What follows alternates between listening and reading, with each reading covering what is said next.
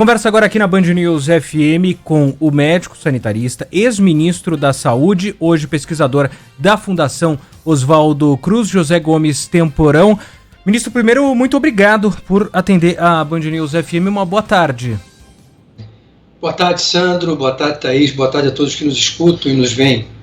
A gente deu a notícia agora há pouco, o mundo chegou a 40 milhões de imunizados contra a Covid-19. Hoje no Brasil, o dado atualizado ainda é de ontem, 112 no Hospital das Clínicas. A gente pode ter aí, o número é um pouco maior agora, mas ainda é um número reduzido. Só que, por outro lado, a gente, enfim, começou a campanha de vacinação. Que balanço o senhor faz desse início da campanha de imunização, com, por exemplo, um problema de logística? O Rio ainda não sabe se consegue receber a vacina até o final do dia. Bom, o Brasil tem uma larga experiência de realização de campanhas de vacinação de massa, né? Só lembrando, todos os anos a gente vacina aí entre 60 e 80 milhões de idosos contra a influenza, contra a gripe em 3 meses, né? Os Dias Nacionais de Vacinação contra a poliomielite chegaram a vacinar 10 milhões de crianças num único dia. O nosso Programa Nacional de Imunizações é considerado o melhor do mundo. Então, o nosso problema não é um problema da nossa capacidade, da nossa experiência, da nossa capilaridade. Nós temos 40 mil salas de vacinação em todo o Brasil. Nós estamos lidando com 2 tipos de problemas, né? O fato de que o governo federal, durante todo o ano passado, assumiu uma postura de negação e, inclusive, enganando a população brasileira, dizendo que existem medicamentos que podem prevenir os casos graves da doença. A própria Anvisa ontem desmascarou essa situação, não existem esses medicamentos. E o governo poderia ter começado lá em maio, junho, julho, a negociar contratos de fornecimento com grandes produtores mundiais, e nós poderíamos ter começado essa campanha, inclusive, em dezembro. Mas agora existe uma grande demanda global, inclusive de insumos, e a nossa preocupação nesse momento é que a gente mantenha essa campanha, que ela ganhe corpo, que a sociedade se envolva, que a gente crie uma grande mobilização nacional, porque nós sabemos que a única maneira de superarmos essa situação tão grave é através das vacinas. Mas não basta ter vacinas, nós temos que ter uma mobilização da sociedade. E aí eu pergunto, onde é que estão as campanhas de comunicação? Isso é tradição no Brasil. Foi Zé Gotinha, artistas, atletas, né? Eu mesmo, quando ministro, coordenei uma série de grandes campanhas de vacinação e até o momento nós não temos sequer uma campanha de mídia, de massa, grande mídia, jornais, redes sociais, internet, para orientar a população sobre o que está acontecendo, quais são os próximos passos, como a pessoa pode fazer para se vacinar, quem são os grupos prioritários, quais são os possíveis efeitos colaterais. Nada disso está sendo vinculado ou disseminado da maneira como poderia e deveria. Ministro, eu queria voltar até numa questão que o senhor abordou, que é a gente tem capacidade de fazer como poucos países no mundo têm diante de um território como a gente tem, que é vacinar.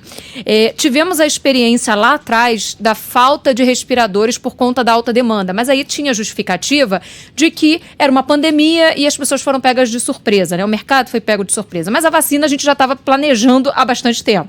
Tivemos também agora essa dificuldade para a compra de insumos. E o que eu acho que é mais estarrecedor é o cenário que a gente observa em Manaus, com a falta de oxigênio. A gente está pensando pouco na logística e muito na política. O que está faltando para a gente entrar no eixo e pensar daqui para frente para evitar que cenários como esse, que já aconteceram em diversos momentos no último ano, se repitam? Porque a previsão é de que a gente vai conviver com isso nos próximos meses, né? Olha, Thaís, eu acho que essa questão que você coloca é extremamente importante. E nós estamos percebendo o quê? Houve um conflito político entre a posição equivocada do presidente da República e a saúde pública e a medicina. Então, quando o presidente decidiu afastar 2 médicos, 2 ministros, o Mandetta e o Taishi, né, e entregou o Ministério da Saúde a uma pessoa completamente despreparada para o cargo, o atual ministro, que levou uma equipe de dezenas de assessores que também desconhecem completamente o que é saúde pública e não têm nenhuma experiência de trabalhar nessa área, o resultado nós estamos vendo aí. Manaus é apenas um de inúmeros outros exemplos que a gente até desconhece, né? de muitas pessoas que morreram durante o ano passado aguardando um leito, né? Então, o que nós precisamos fazer é devolver a saúde pública para quem entende de saúde pública, é devolver o combate a essa doença para os sanitaristas, os epidemiólogos, os profissionais de saúde, quem entende dessa questão. Nós temos centenas de pessoas capacitadas que poderiam fazer isso, mas infelizmente eu considero que o Ministério da Saúde nesse momento está sob intervenção militar já há bastante tempo, e o que nós estamos vendo são essas cenas patéticas, onde você não vê planejamento, onde você não vê coordenação, onde você não vê capacidade de gestão. Ministro, a gente tem, e aí não é só o Brasil, mas a própria Organização Mundial da Saúde, hoje em uma coletiva de imprensa, alertava para isso. Primeiro citou que a distribuição das vacinas foi desigual. A gente tem os países mais ricos, Estados Unidos lidera, quem tem dinheiro comprou mais lotes de uma série de vacinas. E também o risco da gente ter uma dificuldade. Não vai ter vacina realmente para todo mundo e ainda mais para quem mais precisa nesse momento. Qual o cenário que o senhor enxerga ao longo de 2021 para o mundo e também para o Brasil em relação a essa busca pelas vacinas? Isso é um fato, né? Os países mais ricos saíram na frente, reservaram uma quantidade grande de vacinas e, evidentemente, que tantos países africanos, parte dos países da Ásia e da América Latina acabam ficando para trás nessa corrida. Mas o Brasil, queria chamar a atenção, ele tem uma posição completamente diferente nessa questão. Exatamente porque nós temos aqui no Brasil dois dos maiores produtores de vacinas do mundo, o Instituto Butantan e a Fundação Oswaldo Cruz. Isso é resultado de mais de 4 décadas de investimento na capacidade brasileira de produção de vacinas. Parte importante das vacinas que a gente usa no PNI, contra a poliomielite, difteria, tétano, sarampo, HPV, tuberculose, são vacinas produzidas no Brasil, através exatamente de contratos, de acordos de transferência de tecnologia entre os laboratórios que detêm essas patentes, que detêm o know-how, a Fiocruz e o Instituto Butantan. O nosso grande obstáculo hoje é que, como há uma grande demanda global por vacinas, as vacinas são feitas de insumos farmacêuticos, de princípios ativos, né? E nós ainda estamos dependendo da transferência desses princípios ativos para cá, para podermos, daqui a alguns meses, já com know-how de como fazer, poder começar a nossa produção própria. Então esse momento agora é um momento difícil, porque ao mesmo tempo que eu tenho que mobilizar a sociedade, transmitir segurança e confiança da sociedade na vacina e na vacinação, eu tenho que me virar para garantir que as doses estarão na ponta, no centro de saúde, no posto de saúde, ao lado da residência das pessoas, ao lado do trabalho das pessoas. Esse vai ser o grande desafio. Desafio ainda também para as autoridades diante de um cenário que vai se prolongar. Como a gente vem falando aqui, a vacina não vai chegar a toda a população tão cedo. O que a gente viu no fim de ano foram cenas de aglomeração aqui no país, e aí eu falo de todo o território. Você via no Rio, São Paulo, no Sul, também no Nordeste, no Norte, o cenário era o mesmo, né? As pessoas se aglomeravam sem poucos cuidados com aquelas regras de ouro, né? De máscara e distanciamento. Daqui para frente, a tendência com a vacina, muitas pessoas relaxam, acham que a situação está contornada.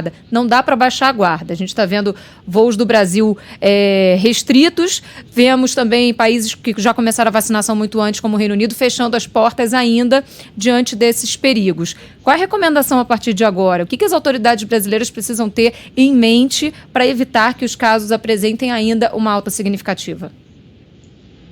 Thaís, essa tua colocação é extremamente importante, porque, veja, o risco é você agora criar uma falsa segurança na sociedade.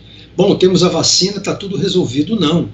É preciso um tempo para que um número importante, expressivo de pessoas sejam vacinadas e aguardar que essas pessoas desenvolvam anticorpos e que aí você comece a criar essa proteção coletiva. Isso demora meses. Então, durante um bom período de 2021, nós vamos ter que manter as medidas de higiene pessoal, o uso universal de máscaras sempre que sair de casa, evitar aglomerações, evitar ambientes fechados. Esses princípios estão presentes e permanentes e devem continuar sendo respeitados. E cada prefeito, cada governador é responsável pelo monitoramento do que está acontecendo na sua região e mesmo que tenha que tomar medidas impopulares, de restrição de mobilidade, de fechamento de comércio, isso tem que ser enfrentado, como, por exemplo, o prefeito de Belo Horizonte tomou no final do ano passado, medida, e como a Europa está tomando agora, né, Portugal, que é um país que enfrentou de maneira muito competente a pandemia, está tendo uma situação de quarentena agora, grande parte do país. Então nós temos que manter essa vigilância, essa postura e essa informação enquanto vamos gradualmente vacinando a população. Ministro, só uma última pergunta da minha parte. A gente viu uma cena que se repetiu no mundo todo, se repetiu ontem aqui no Brasil.